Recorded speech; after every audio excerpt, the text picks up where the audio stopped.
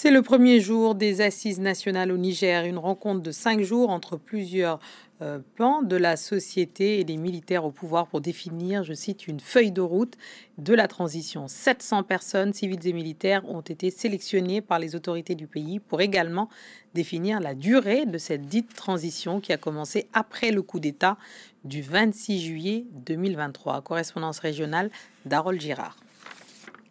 À l'ouverture de ces assises nationales, à Niamey étaient présents plusieurs membres du CNSP. Il y avait également plusieurs représentants syndicaux, des chefs traditionnels, mais aussi plusieurs anciens présidents, dont Mahamadou Issoufou.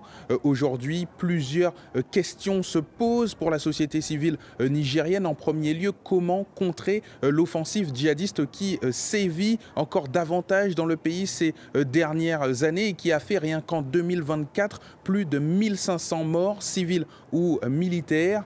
Une autre question principale concerne la cherté de la vie. La société civile nigérienne a lancé plusieurs appels de détresse envers le pouvoir pour tenter de trouver des solutions. Nous attendons de ces assises une réduction rapide du coût des denrées alimentaires car la population souffre énormément. Avant, un kilo de riz coûtait 600 francs CFA, mais aujourd'hui, il ne se vend pas à moins de 900 francs CFA. Nous lançons un appel au chef de l'État pour faire baisser les prix.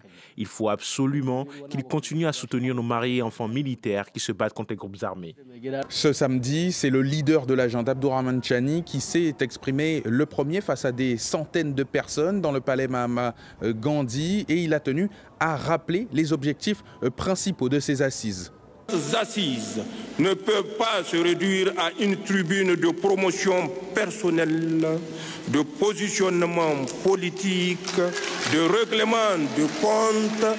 Elles doivent plutôt être un moment d'échange constructif qui va fédérer. Des assises nationales où les partis politiques nigériens n'ont pas été conviés. Leurs activités sont toujours suspendues par les leaders militaires du Niger encore aujourd'hui. Et dans le même temps, du côté de l'association nigérienne anticorruption ou encore de l'Ordre national des avocats, on marque la différence. Les deux organismes ont exprimé leur souhait de boycotter ces assises.